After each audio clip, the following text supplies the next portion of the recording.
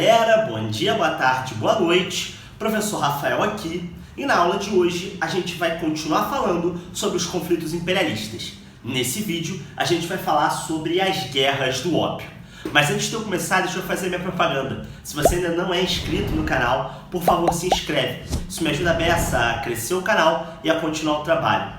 Para além disso, ative o sininho também para você receber notificações em tempo real sempre que eu postar alguma videoaula ou algum vídeo especial. E me segue aqui embaixo, tanto no Twitter como no Instagram. Lá eu faço algumas enquetes, posto algumas coisas da minha vida e falo bastante sobre história e sobre atualidade. Temas que, como vocês sabem, sempre são cobrados aí, imobilizados no Enem. Quer dizer, só atualidade. Na verdade, minha vida não é mobilizada no Enem. Pelo menos não ainda. Bom, antes de eu começar, deixa eu fazer um aviso para vocês. Esse vídeo ele faz parte de uma playlist chamada Imperialismo. Se você ainda não assistiu o vídeo principal dessa playlist, que também se chama Imperialismo, por favor, clica aqui em cima no card, vai lá, assiste esse vídeo e volta aqui. Esse vídeo é fundamental para você entender o conflito da Guerra do Ópio.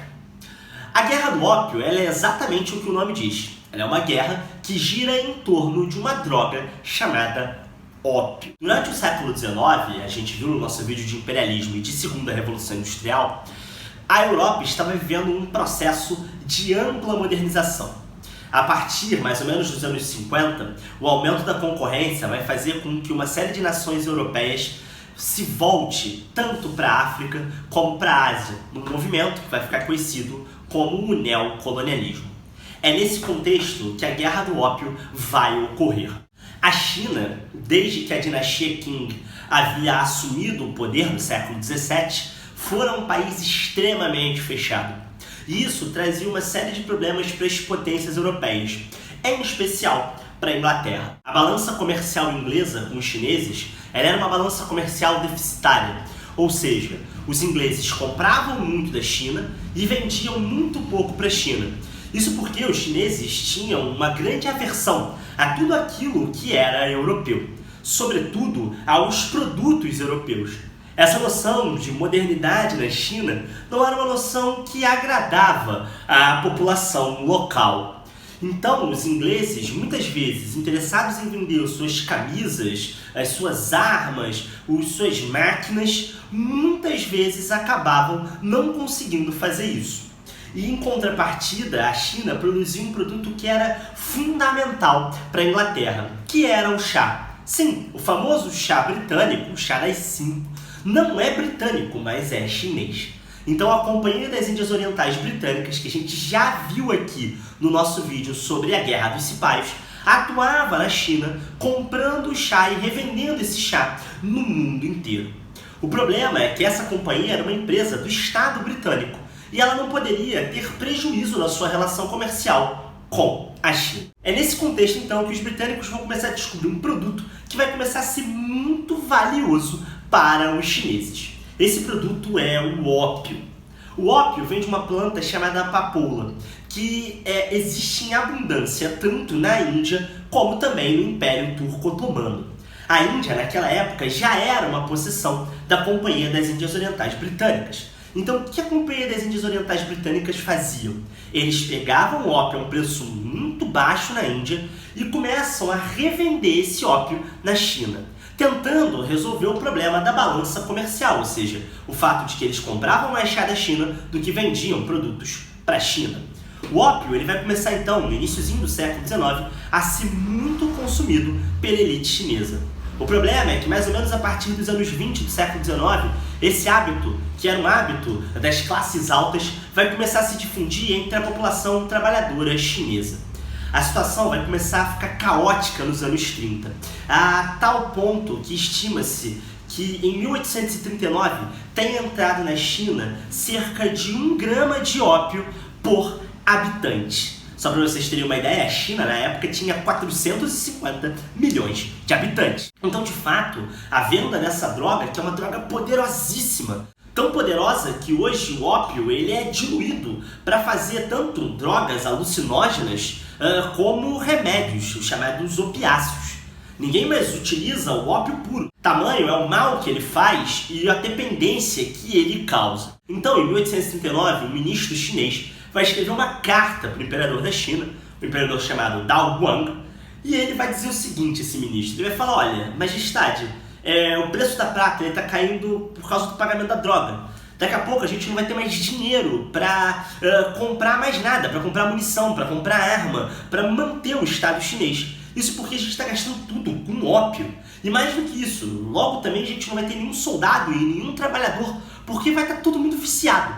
As cenas nas grandes cidades chinesas, como Pequim ou a cidade de Cantão, que hoje é a cidade de Guangzhou, eram cenas muito bizarras. Os trabalhadores, não raro, eram encontrados nas ruas, deitados, e completamente incapazes. É nesse sentido, então, que o imperador da China vai decidir proibir o comércio de ópio na China. E isso vai causar um grande estresse, um grande mal-entendido com os britânicos. Isso porque esse vultuoso comércio gerava uma receita gigantesca para a Inglaterra. Mais do que deixar a balança comercial superavitária, ou seja, fazer com que os ingleses vendessem mais para a China do que compravam da China, esse comércio vai se tornar uma finalidade em si. A venda da droga para a China vai se tornar uma atividade incrível e inacreditavelmente rentável. É assim, então, que esse conflito vai começar. Em meados de 1839, na cidade de Cantão, atual cidade de Guangzhou, os fiscais do porto da China vão encontrar 20 mil caixas de ópio nos navios da Companhia das Índias Orientais Britânicas. Eles vão confiscar essas caixas e vão tacar essas caixas no mar. O governo britânico vai ficar extremamente revoltado. Para além disso, uma outra motivação para essa guerra é o fato de que um súdito chinês, ou seja, um súdito do Império Qing, havia sido assassinado por marinheiros britânicos bêbados. Isso tudo acontece mais ou menos na mesma época. E isso causa uma verdadeira crise diplomática entre, de um lado, os britânicos e, do outro lado, os chineses. Nesse sentido, então, o governo britânico começa a exigir uma indenização pelas caixas de ópio que foram derrubadas no mar. Ao mesmo tempo, o governo da dinastia Qing e da China começa, então, a exigir uma reparação pelo súdito que foi assassinado. De um lado, reparação, do outro lado, indenização. A Inglaterra, vendo, então, que não vai conseguir essa indenização e muito menos vai conseguir a revogação da proibição do comércio do ópio na China, declara, então, guerra à China. Nesse momento, então, em 1840, o chanceler britânico, um camarada chamado Lord Palmerston, vai ordenar que 16 navios encouraçados moderníssimos britânicos aportem no porto da cidade de Cantão. A ideia era invadir a cidade e tomar o controle daquela região. A guerra ela vai ser incrivelmente desigual. Os encouraçados britânicos, feitos de aço, muitas vezes vão simplesmente destruir no contato os arcaicos juncos, que eram navios à vela e de madeira que a frota chinesa possuía. A guerra vai se converter num verdadeiro massacre. Em 1842, a Primeira Guerra do Ópio termina com o triunfo britânico. Os britânicos vão impor ao imperador chinês o chamado Tratado de Nanquim. Esse Tratado de Nanquim começa a série dos chamados Tratados Desiguais, que vão terminar, obviamente, na partilha da China, que a gente já falou na nossa aula de imperialismo. Esse Tratado de Nanquim, então, vai abrir não só o porto de Cantão, mas, sobretudo, outros 4 portos ao comércio com a Inglaterra. Em compensação, não só pela guerra, mas também por terem derrubado as 20 mil caixas de ópio no mar. E por último, não menos importante, eles vão eliminar todo o sistema de fiscalização dos portos chineses abertos ao comércio. Nesse sentido, então, a Guerra do Ópio termina com um grande triunfo dos britânicos. Mas esse triunfo, obviamente, não vai acabar por aí. Em 1856, o Império Chinês, mais uma vez assolado pela tragédia do comércio do ópio, vai tentar mais uma vez proibir a venda de ópio na China. Dessa vez, então, em 1856, não só a Inglaterra, mas também a França e os Estados Unidos vão novamente invadir a China. Em 1858, mais uma vez, a China estava derrotada. E naquele momento, britânicos e franceses vão oferecer à China um novo tratado, que é mais um tratado da série desses chamados Tratados Desiguais, que é o Tratado de Tianjin. Só que o governo chinês, naquele momento, não vai aceitar. O que os franceses e britânicos vão fazer? Até aquele momento, eles já tinham invadido a cidade de Cantão, mas eles ainda não tinham marchado rumo à cidade de Pequim. Então britânicos e franceses, numa coalizão internacional, decidem invadir a capital chinesa. E não só isso. Não só invadem a capital chinesa, como invadem o palácio da família real chinesa. Naquele momento, então, ficava muito claro. Ou a China aceitava aquele tratado desigual, ou de fato, a dinastia Qing estaria com seus dias contados. Em 1860, eles são obrigados, então, a assinar o Tratado de Tianjin, que abria mais 11 portos ao comércio internacional. Permitia também a presença de mercadores europeus em todo o território chinês e de missionários cristãos. Naquele momento, então, obrigava os chineses, inclusive, a revogar a utilização do termo bárbaro, que era um termo que eles utilizavam para todo e qualquer estrangeiro, fosse ele do Oriente ou do Ocidente. Esses tratados desiguais fazem com que a China seja obrigada a se abrir ao comércio internacional. Não só França, Inglaterra e Estados Unidos, que se envolveram diretamente nessa Segunda Guerra do Ópio, mas outros países muito poderosos, como a Alemanha, Holanda, Bélgica, vão ter negócios na China.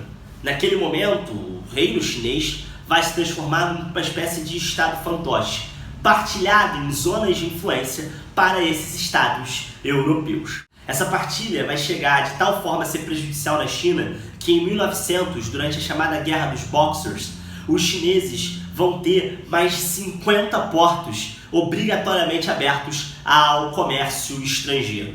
Porções do seu território vão ser entregues não só à Inglaterra, como foi o caso de Hong Kong, mas também ao Império Português, que já possuía desde a época das grandes navegações a porção de Macau. Esses territórios ficaram até os anos 90 do século XX sob o controle formal, tanto de Inglaterra como de Portugal.